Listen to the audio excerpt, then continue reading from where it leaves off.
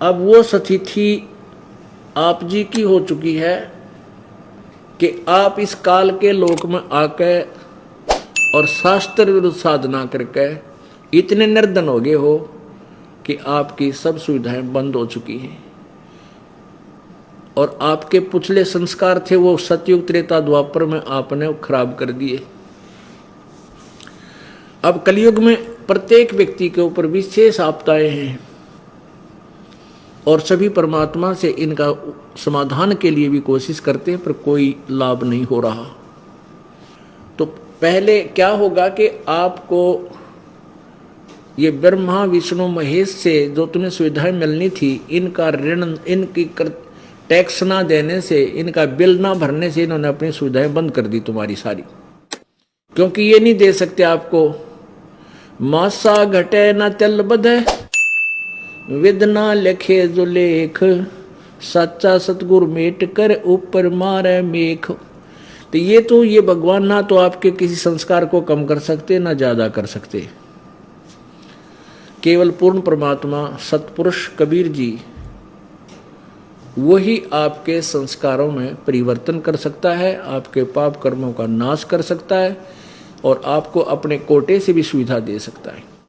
तो क्या होगा कि आप इस दास के माध्यम से प्रभु का नाम प्राप्त करोगे तो ये दास गारंटर बनेगा आपका ब्रह्मा विष्णु महेश के बीच में, और इनसे कहा जाएगा कि आप इनके सुविधाएं इनको दो ताकि ये आपकी मजदूरी करके तेरा कर्जा उतार सके। तुम इनको ऐसे बंद रखोगे, कर्जा कहाँ से उतारेंगे? तो गारंटर वही होता है जो धनी व्यक्ति होता है और जिसको गारंटी ये मानते हैं। तो वो कौन होता है? वो संत होता है, परम संत होता है, परमेश्वर का कृपा पात्र होता है। तो ये दास आपका गारंटर बनता है ब्रह्मा विष्णु महेश गणेश दुर्गा और ब्रह्म के बीच में कि आप इनके कनेक्शन चालू करो, ये आपकी मजदूरी करके साधना करके आपका कर्जा पूरा करेंगे। तो आपको जिस दिन यह मंत्र मिल जाता है, प्रथम मंत्र, उसी दिन आपके गारंटी के कागज इन भगवानों के पास पहुंच जाते, ऑटोमेटिक फैक्स हो जाता है। तो ये सब सुविधाएं आपको शुरू कर देते हैं। और उसमें क्या होता है कि वो परमात्मा उस संत परमेश्वर कबीर देव जी के कोटे से आते हैं उनके पास, तब वो सुविधाएं आपको देनी शुरू करते हैं। फिर आपको इतना तैयार कर दिया जाता है कि अब आप अपने पैरों पर खड़े हो जाओ। तरीका बताया जाता है राम नाम का धनी होने का कि दान करो, भक्ति सिमरण करो, नाम जपो, सेवा करो। फिर इन साधना से आपको क्या सुविधा होगी कि आपके अंदर जो शरीर में कमल बने हुए हैं, कमल हमारे शरीर में प्रत्येक मानव के, स्त्री या पुरुष के शरीर में रीढ़ की हड्डी बैकबोन के अंदरली साइड में पेट की तरफ ऐसे मांस और हड्डी के बीच में एक बहुत सुंदर, बहुत ही बारीक सा आंतड़ियों की लाइन सी है, पट्टी सी बनी हुई है, उसके ऊपर स्थान स्थान पर ये कमल बने हैं। तो इन नाम के जाप से वो कमल धीरे धीरे जो है खिलने शुरू होंगे, फूलने शुरू हो जाएंगे। जितनी भक्ति आपकी होती जाएगी, अंदर के जो कमल है वो खिलते जाएंगे। कहने का भाव ये है कि जितनी आपकी कमाई धन वहाँ पहुँचता जाएगा इनके अकाउंट में, आपके अकाउंट में, उतनी ही सुविधा, उतना ही राहत आपको ये ब्रह्मा विष्णु महेश गणेश और दुर्गा देना प्रारंभ कर देंगी। तो आपके घर में सुख, आपके शरीर में सुख, काम में बरकत बहुत घनी होने लग जाएगी।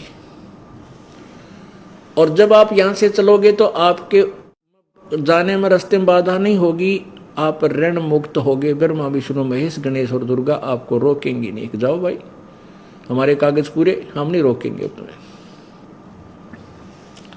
तो इनकी भक्ति, इनकी साधना करनी है।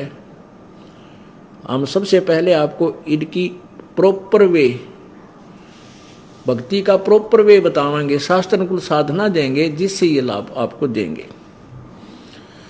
अब इसके बाद इन्हीं साधना से हमारा काम नहीं चलेगा। इसके बाद हमारे ऊपर इस ब्रह्म का भी कर्जा है, 21 ब्रह्मांड के प्रभु का भी कर्जा है, ऋण है। इसके लिए भी एक मंत्र हम आपको देंगे, उस मंत्र का जाप करके हम इसके ऋण को उतारेंगे। फिर हम परब्रह्म अक्षर पुरुष के लोक से ब्रह्मांडों को पार करके सतलोक जाएंगे अपने घर पर।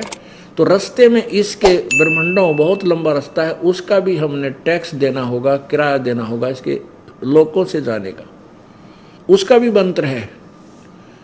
जैसे गीता जी अध्याय नंबर 8 के श्लोक नंबर 13 में कहा कि गीता ज्ञान दाता ब्रह्म कहता है कि ओम इति एक अक्षरम ब्रह्म व्यवहारन माम अनुसमरन ये प्रयाति तजन देहम सयाति परमाम गतिम।